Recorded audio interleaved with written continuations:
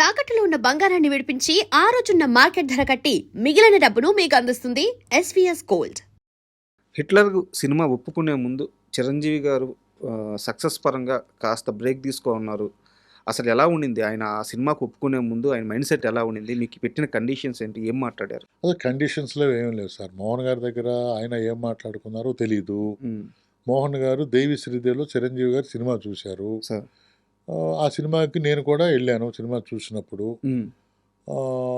అలాగే రాజా కూడా వచ్చాడు. సార్ సినిమా కూర్చున్న తర్వాత ఎడిటర్ మోహన్ గారు వెళ్ళిపోయారు.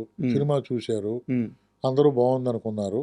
అప్పటికి చిరంజీవి గారు ఎవరో నాకు తెలియదు కదా, మేమెవరం స్టాఫ్ లెక్క ఆయనకి. తర్వాత ఒక 15 రోజులకి చిరంజీవి గారు సినిమా చేస్తున్నారయ్యా అంటాం.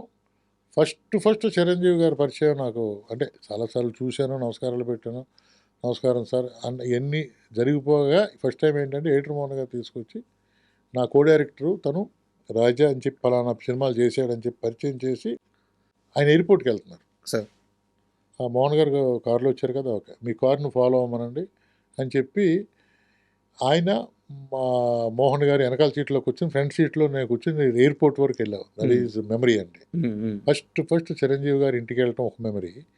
వెళ్తూనే ఆయన కారులో ఎయిర్పోర్ట్ వరకు ఈ సినిమా గురించి మాట్లాడుకుంటూ షెడ్యూల్ ఎలాగేయాలి ఏంటి అన్ని ఆయన నాకు చెప్పటం. ఆడపిల్లలు 5 సిస్టర్స్ ఏ విధంగా ఉండాలి, ఎంత జాగ్రత్తగా ఉండాలి, ఎలా జడలు వేసుకోవాలి, ఎలాగ డ్రెస్సింగ్ ఉండాలి, చూడగానే మన ఇంట్లో అమ్మాయిలాగా ఉండాలి, మన మధ్యలో తిరుగుతున్న అమ్మాయిలాగా ఉండాలి, ప్రతి ఓడికి వాళ్ళ సిస్టరో లేకపోతే మేనగోళ్ళో లేకపోతే వాళ్ళ పక్కింటి వాళ్ళ చిన్నాన్న కూతురు గుర్తు రావాలి అని నాకు ఆయన చెప్పటం. ఇవన్నీ కూడా ఆ కారులో ఇక్కడి నుంచి ఎయిర్పోర్ట్కి వెళ్ళి దారిలో జరిపోయిందండి. సార్ నా అదృష్టం ఏంటంటే ఎడిటర్ మోహన్ గారి దగ్గర నేను ఉండటం, ఆయనకు గౌరవం ఉంది. ఆయన దగ్గర కూడా ఏంటంటే డెఫినెట్గా ఆయనకి ఇచ్చే గౌరవంలో 50% గౌరవం ఉంటుంది. దానితోడు ఏంటంటే ఎవరిని కూడా కష్టపడే వ్యక్తిని ఎవరిని కూడా హీనంగా చూసే మెంటాలిటీ కానీ చిరంజీవి గారు అక్కడ హీరో అవటం. దాని తోడు దాసనారాయణ గారి ఫాదర్ క్యారెక్టర్. అండ్ మీరు ఆ సినిమాకు పనిచేశారు కాబట్టి ఒక సీరియస్ క్వశ్చన్స్ అవి చాలామంది క్లారిటీ రావాలి, అందుకే అడుగుతున్నాను. దాసరి నారాయణరావు గారితో మీకున్న అసోసియేషన్ మామూలుది కాదు. అవునండి. ఆయన హిట్లర్ సినిమాలో ఫాదర్ క్యారెక్టర్ చేశారు, చిరంజీవి గారు హీరోగా చేశారు, మీరు ఆ సినిమాకి కో డైరెక్టర్. అసలు చిరంజీవి గారి మధ్య దాసరి గారి మధ్య గొడవలు ఉన్నాయా? ఎందుకు ఇలాంటి ఒక నెగిటివ్ ప్రాపగండా బయటికి వెళ్ళిపోయింది? అసలు వాళ్ళిద్దరు రిలేషన్ ఎలా ఉండేది? ఇది చెప్పడానికి అన్ని విధాల అర్హతలు ఉన్న మనిషి మీరే. నాకు ఈరోజు దీని మీద ఒక క్లియర్ క్లారిఫికేషన్ కావాలి. ఇదంతా ట్రాష్ అండి, బయట అనుకోవటం అండి అంతే. చిరంజీవి గారికి ఆయనకి గ్యాప్ ఎందుకు ఉందండి? చిరంజీవి గారితో లంకేశ్వరి చేశారు ఏమండి. దాని తర్వాత గ్యాప్ అనేది వాళ్ళిద్దరు ఇంటర్నల్గా మాట్లాడుకున్నా బయటకే వస్తాయి సార్. వారానికి ఒకసారి మాట్లాడుకునేవారు, కలిసివారు. ఈ బయట వాళ్ళకి తెలియదు కదా. తెలియదు కాబట్టి బయట చెప్పాను కదా సార్, తిన్న తర్వాత అరగటాకి పనిచేసేవాళ్ళు కొంతమంది ఉంటారు, అరగటాకి కష్టపడాలనుకుంటే కొంతమంది ఉంటారు, అరగటం కోసం ఇటువంటి మాటలు చెప్పుకునే వాళ్ళు కొంతమంది ఉంటారు. అంతే తప్పండి. వాళ్ళిద్దరికీ ఈరోజు నేను ఫేస్బుక్లో ఎప్పుడో ఆయన అన్న మాట ఇప్పుడే జస్ట్ మీ దగ్గరికి వచ్చిన తర్వాత 5 నిమిషాలు కూర్చోండి అంటే ఒక మ్యాటర్ వచ్చింది. అది ఎప్పుడే నేను చూసి దాన్ని స్క్రీన్ షాట్ తీసి పక్కన పెట్టాను. ఈ విషయం నాకు తెలిసినా మళ్ళీ మర్చిపోతానేమో అని చెప్పి స్క్రీన్ షాట్ తీసానండి. ఒకసారి చూడండి. అది ఏంటంటే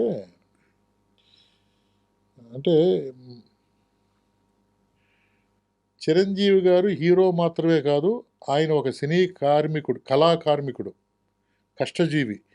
1 నుండి 10 వరకు చిరంజీవే, ఆ తర్వాతే ఎవరైనా. దర్శకరత్న దాసనారాయణరావు. ఇండస్ట్రీలో 1 నుంచి 10 ఇదిగోండి. నేను ఇప్పుడే మీ దగ్గరికి వచ్చిన తర్వాత కాఫీ తాగే టైంలో స్క్రీన్ షాట్ తీసి పెట్టుకున్నా.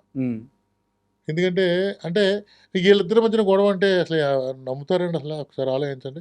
1 to 10 చిరంజీవి, స్టేట్మెంట్ ఇవ్వాలన్నా కానీ మరి ఏమంటే 1 to 10 ఆయనే. ఏమంటే ఖైదీ నెంబర్ 1కి, ఖైదీ నెంబర్ 50కి అయినా 1కి అక్కడికి వెళ్ళారు కదా, వెళ్ళి స్టేజ్ మీద ఏం మాట్లాడారు ఆయన? చిరంజీవి గారికి తనకి మధ్యన గ్యాప్ ఉంటే ఎందుకు మాట్లాడతారు అలాగా? అప్పుడు మాట్లాడింది. ఎప్పుడు ఆయన మనసులో ఒకటే 1 to 10 చిరంజీవి గారు, ఇంకెవరు లేరంటాడు ఆయన. మరి వాళ్ళిద్దరి మధ్యన గ్యాప్ వచ్చింది, ఇద్దరు తిట్టుకునేవారు, ఇదే అది అంటే ఎంతవరకు కరెక్ట్ అండి? కరెక్ట్ కాదు సార్. అది క్లియర్గా చెప్పే మనిషి లేకుండా పోయాడు సార్. నేను చెప్తున్నాను కదా, వాళ్ళిద్దరి మధ్య ఏ గ్యాప్ లేదు, ఉమ్, అది మాత్రం కన్ఫర్మ్. ఎందుకంటే వాళ్ళ ఫ్యామిలీకి వీళ్ళ ఫ్యామిలీకి అల్లు రామలింగయ్య గారు, మన ఎవరు అరవింద్ గారు చిన్నప్పటి నుంచి తిరిగినది అంత, అటువంటి ఫ్యామిలీలో ఎందుకు వస్తుందండి సార్. అంటే రోజు భుజాల మీద తిరగకపోవచ్చు సార్, ఉమ్, ఉమ్, ఉమ్, కానీ ఇద్దరు రిలేషన్షిప్ ఎందుకు పోద్దండి? ఇప్పుడు ఎక్కడైనా గొడవ పడ్డారా లేదు కదా, అవును ఏదో మాట అనుకున్నారా లేదు కదా, అవును. మరి ఎందుకు వెళ్ళి డిసైడ్ చేసేస్తారు ఎవరి మట్టుకాళ్ళు వాళ్ళిద్దరికి గొడవలు ఉన్నాయి, వాళ్ళిద్దరికి గ్యాప్ ఉందని? ఉమ్, కరెక్ట్ కాదు కదా సార్. నాకైతే మాత్రం నాకు తెలుసుండగా వాళ్ళిద్దరికి ఏ గ్యాప్ లేదనేది నాకు తెలుసు.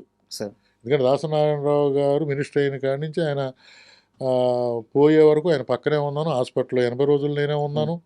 ఏ టు జెడ్ ఆయనకు వాట్ ఈజ్ వాట్, ఆయన విషయాలన్నీ తెలుసు, ఆయన ఫ్యామిలీ విషయాలన్నీ తెలుసు నాకు. సార్. ఆయన కొన్ని విషయాలు ఎవరికీ చెప్పని విషయాలు నాకు చెప్పిన రోజులు ఉన్నాయి. సార్. కాబట్టి ఆయన ఎప్పుడు చూసినా సార్, ఆయన ఒక విషయం చెప్పాలి సార్ ఆడియన్స్కి, రాత్రి 2:30, 3 వరకు సినిమాలు చూసేవారండి ఆయన, దాసరి గారు. దాసరి గారు. ఉమ్, అప్పటి వరకు మేము ఉండేవాళ్ళం, ఉమ్, నేను రాజేంద్ర. ఆయన వెళ్ళమని వరకు వెళ్ళేవాళ్ళం కాదు, సార్. ఇంకా బయలుదేరండి అయ్యా అనేవారు 2:30కి, ఉమ్, 2:30కి. ఇప్పుడు ఎప్పుడన్నా ఆయన చిరంజీవి గారు సినిమా చూశారనుకోండి, సార్. కష్టపడ్డాడయా ఉమ్, ఇలాగనేది ఉమ్, ఎవరు లేరు అంత కష్టపడ్డ వ్యక్తి, ఉమ్. అంత కష్టంతో పైకి వచ్చిన మనిషి. ఓపెన్గా చెప్పేవారు. ఓపెన్గా మాతో ఉమ్, సపోజ్ ఆ సినిమా అప్పుడే ఇన్సిడెంట్ జరిగింది అనుకోండి, అది కూడా గుర్చేసేవారు, ఉమ్. అప్పుడు అలా జరిగింది ఇలా జరిగింది. వాళ్ళు తిరుమల గొడవలు అనేది అంత ట్రాష్ అనేది నమ్మొద్దు సార్. సార్, ఇంకో కాంట్రవర్సీ కూడా దాసరి గారి చుట్టూ నడుస్తూ ఉంది. దాసరి గారి మరణం చుట్టూ బయటికి ఏదేదో ఆయన ఆ మెడిసిన్ వాడేదో, ఆ ట్యాబ్లెట్స్ వాడేదో, ఆపరేషన్ చేయించుకున్నారు, ఇలా రకరకాల కాంట్రవర్సీలు నడుస్తూ ఉన్నాయి. యాక్చువల్గా నేను దాసరి గారి బిడ్డల ఇంటర్వ్యూ కోసం, వాళ్ళ కొడుకుల ఇంటర్వ్యూ కోసం సంవత్సరం రోజులుగా ట్రై చేస్తున్నాను. చాలా క్లారిఫికేషన్స్ కావాలి. అంత పెద్ద డైరెక్టర్, దర్శకరత్న, ఆయన చుట్టూ ఎలాంటి నెగిటివ్ ప్రాపకుండా జరగకూడదు అన్నది నా అభిప్రాయం.